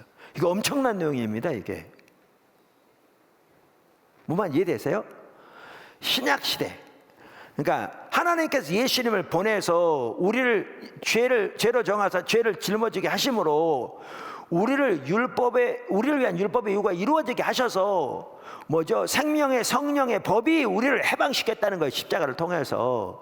그렇게 해서 우리가 하나님의 자녀, 우리가 하나님의 백성이 되었는데, 이 하나님의 백성의 특징을 한마디로, 신약시대 성도의 특징을 한마디로 뭐라고 정의하고 있냐면, 이 구절은 육신을 따르지 않고 성령을 따라 행하는 자라고 표현하는 거예요. 엄청난 내용입니다. 뭔 말인지 이해되세요? 보이세요? 자, 한 절 더 봅니다. 여기 8장 아래 14절. 무릇 하나님의 영으로 인도함을 받은 사람은 어떻게 해요? 하나님의 아들이라. 너희는 다시 무서워하는 종의 영을 받지 아니하고 양자의 영을 받았으므로 우리가 아바 아버지라 부르짖느냐. 그러니까 양자의 영, 성령을 받았으므로 하나님을 우리가 아바 아버지라 부르짖는다고 그러잖아요. 아멘. 근데 그 윗절에 보면, 여기 보면 하나님의 아들이 되었는데, 하나님의 아들의 특징을 한마디로 뭐라고 표현하고 있어요?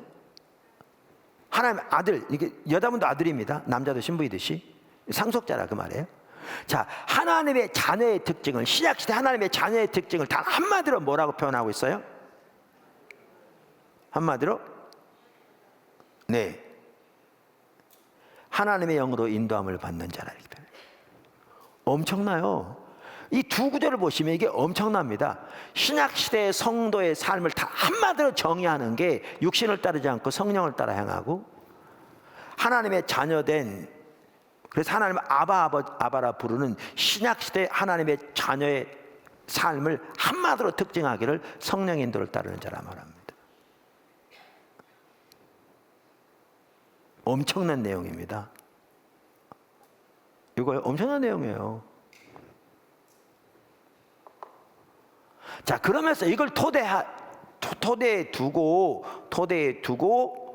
그러면 성령과 동행하는 삶을 가장 잘 그래도 표현하고 있는 것이 어디냐? 갈라디아서 5장이라니까요. 이걸 전제하고 두고, 그러면서 여기에 보면 뭐라고 그랬냐면 이렇게 16절 25절까지 나오는데, 제가 시간 아껴서 일부만 읽으면요, 내가 이르노니 너희는 뭐를 따라 행하라? 성령을 따라 행하라. 그리하면 육체의 욕심을 이루지 아니하리라. 그러면서 또 여기 보면 18절에 보면 너희가 어떻게 해요? 만일 성령의 인도하신 바가 되면, 아까 로마 4장에서 이 두 가지가 나오죠. 성령을 따라 행하라고 그랬고 성령이 인도하신 바 한다고 그랬어요. 그 다음에 여기 25절에 보면 만일 우리가 성령으로 살면 또한 어떻게 해요?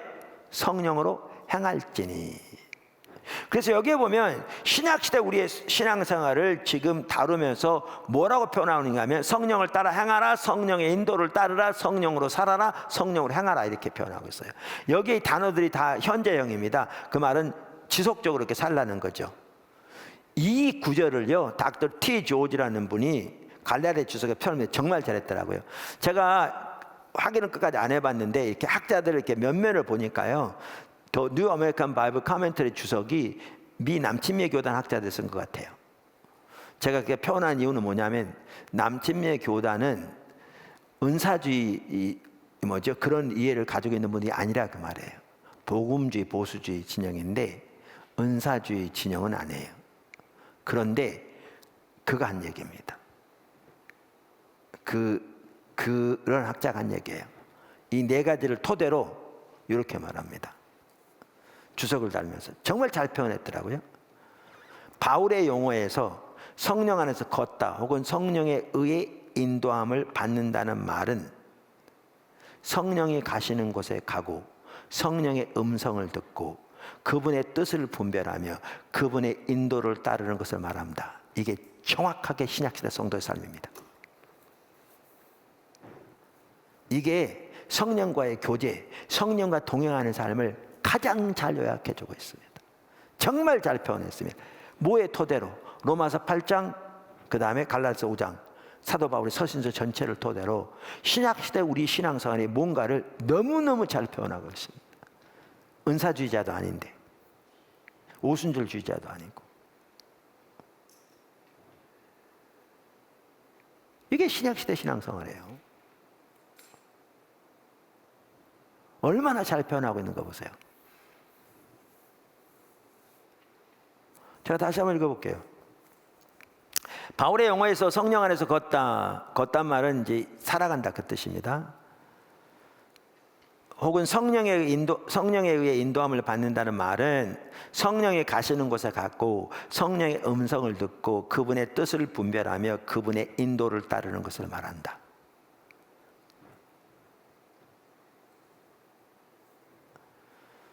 여기 25절에 성령을 행할지니 그랬는데 NIV 성경 NIV 성경에 보면 Let us keep in step with the Spirit 이렇게 돼 있더라고요. 그러니까 여학생 둘이 가면 발이 딱 한 사람처럼 맞잖아요. 그런 것처럼 성령과 동행하라 그 뜻입니다.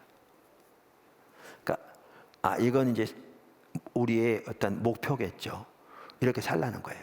아까 지금 설명한 대로 이게 신약 시대에서 신약 성경이 성령에 대한 삶이라는 한 핵심적인 분야입니다.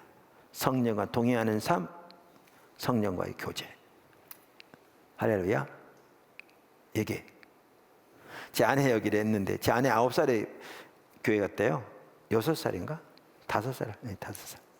5살 엑소인.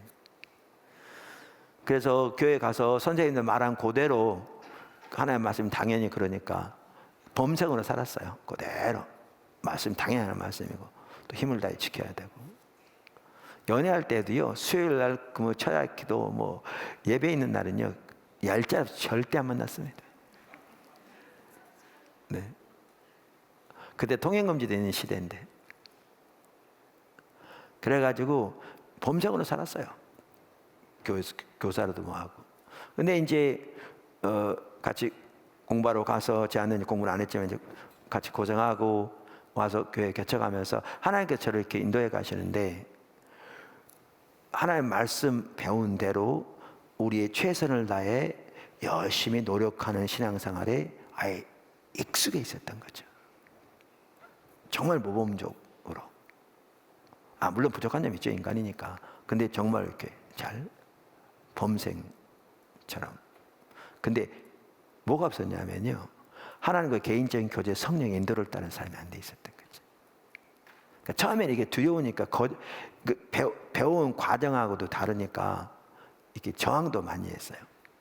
근데 성경이 명백하고 또 세계적으로 하나님의 귀한 사람들 다 그렇게 살고 이제 그러면서 마음을 열고 주님 얼굴을 구하면서 아까 지금 표현한 그 생활이 되어지니까 또 전혀 예상치 못한 그야말로 신앙생활의 그 풍요로움이 뭐라고 표현했더라?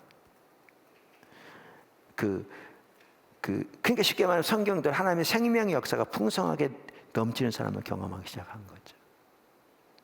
이전에 경험해보지 못한. 우리의 신앙은요, 성령과 동행하는 삶입니다.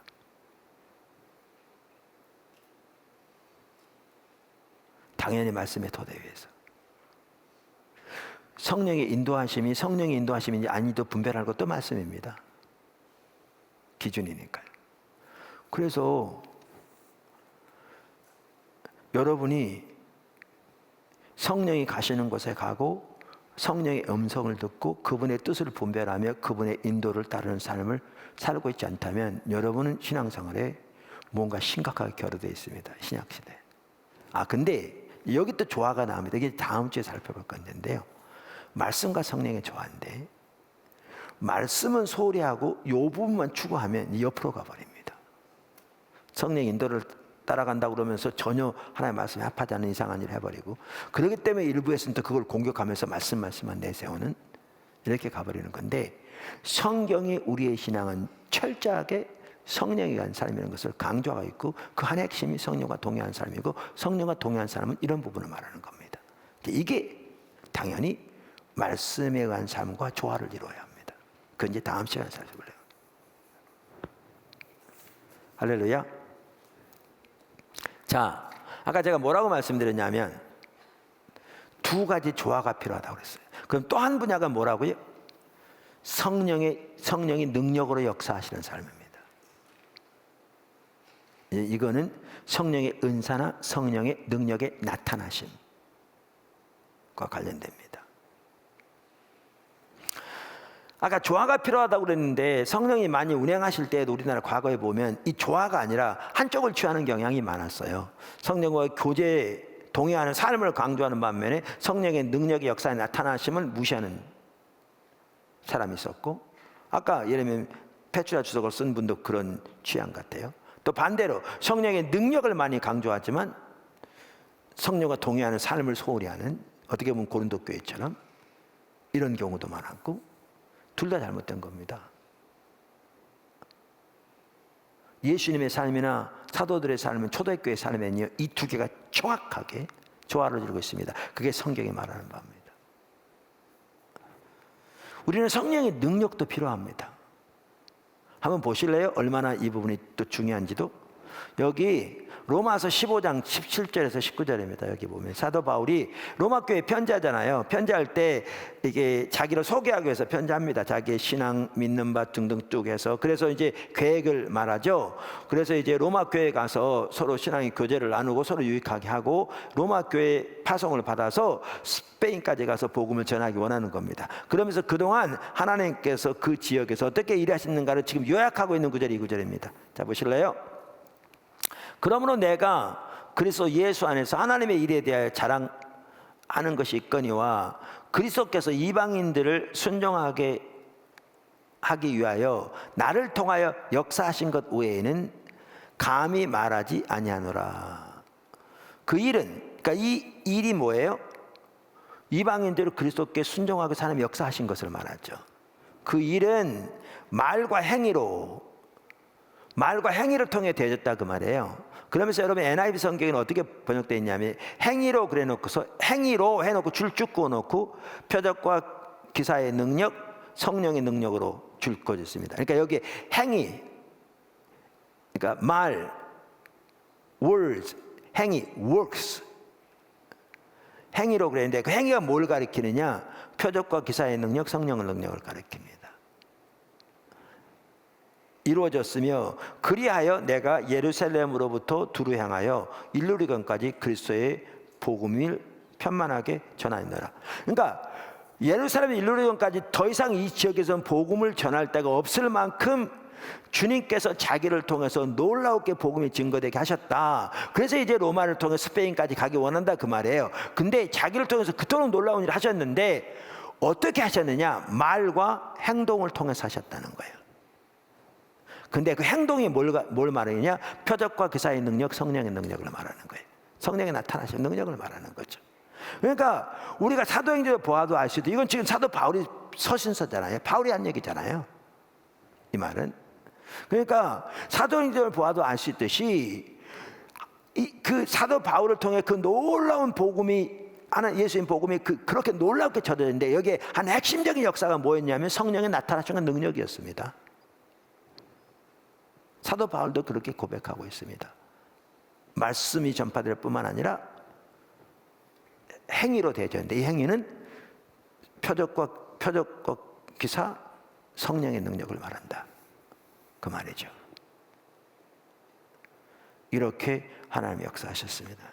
그래서 우리가 기억할 것은요, 이 능력도 필요합니다. 절실하게. 근데 성령의 은사는 하나님 나라의 일을 위한 연장입니다. 연장. 그래 절실하게 필요합니다. 우리 여기 이제 지금도 공사하고 있잖아요. 내일 우리 이제 2층 콘크리트 칩니다. 잘 진행되도록 계속 기도하고 계시죠. 근데 여러분 그 보시면 알지만요, 그 여기 이제 그 콘크리트 치려면 이제 거기 이걸 거푸집이랑 대야 되거든요. 이거 상당히 무거워요, 이런 부분. 그러면 옛날 같으면 이거 하나씩 사람이 날렸을 거예요. 차에서 내리려고 해도 그렇고, 여기 공사장까지 이거 대가 내리려면요, 이거 몇 개 나르는데도 몇 명이 얼마나 많은 시간 해야 우리는 이렇게 위에서부터 이렇게 하겠어요. 근데 지금 어떻게 하냐, 이만큼 쌓아놓고 기증기가 와가지고 쭉 들어가지고 옮겨버립니다. 쭉 내립니다. 몇 분 안 걸립니다. 쭉 들어가지고 이렇게 내려버립니다. 이 뒤에 산 팔 때도요, 그 산 전체를 막 헐고 그랬잖아요. 우리 우리 어렸을 때만 하더라도 새마을 운동이 있었는데 마을 사람을 전체가 삽 하나씩 들고 나옵니다. 일 하루 종일 해봐야 얼마나 도 못해 이거. 이 삽으로 산 깎아내려면요 거의 불가능해요. 삽도 없다고 생각해보세요. 할 수 없어요. 근데 요즘은 기증기로 이제 뭐죠? 포크레인 푹 파버리는데 어떤 포크레인이 2번 파면 16톤짜리 한 차가 된답니다. 부 보면. 자 보세요. 똑같은 일인데도 연장이 있고 없고에 따라서 효율이 확실히 다릅니다. 성령 은사는 연장입니다.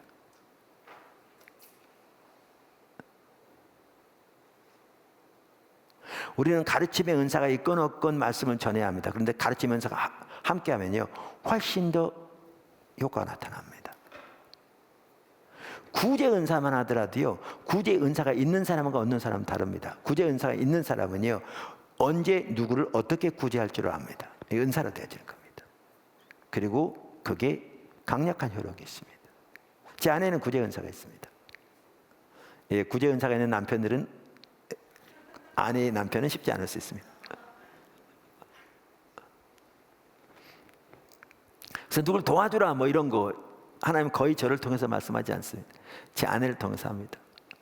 저는 분별하는 일만 같이 하면 됩니다.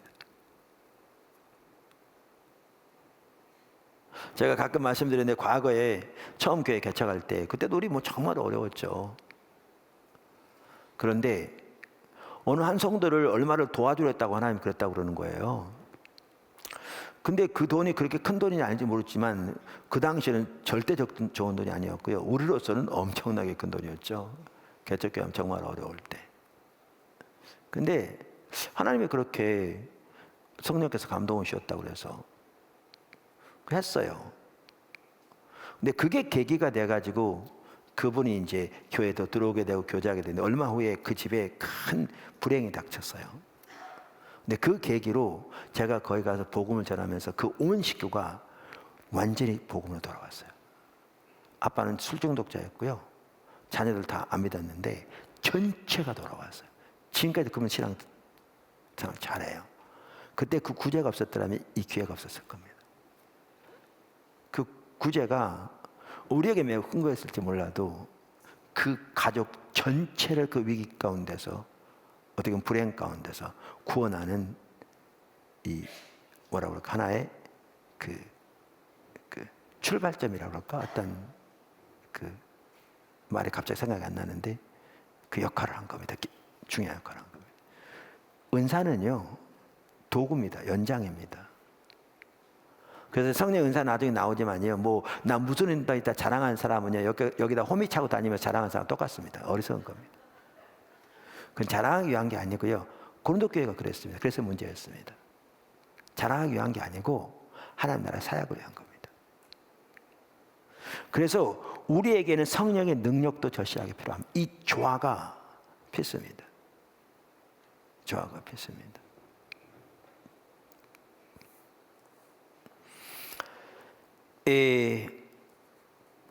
오늘 시간 다 됐네요. 오늘 신약 시대는 철저하게 성령에 의한 삶이 우리 신앙생활인 것을 말하고 있다. 그러면서 성령에 의한 삶의 전체적인 윤곽을 살펴보았습니다. 그래서 저와 여러분이 더 성령과 동행하는 삶을 살 뿐만 아니라 더 성령의 능력이 우리 가운데 강력하게 나타나도록 기도하고 사모하고 하나님 나라 일을 위해서 그래서 초대교회가 사도들이 살았던 것처럼 그렇게 하나님과 동행하며 승리할 뿐만 아니라 하나님의 놀라운 일들이 더 놀랍게 일어나는 그러한 삶을 살게 되기를 예수님 축원합니다. 아멘. 기도하겠습니다.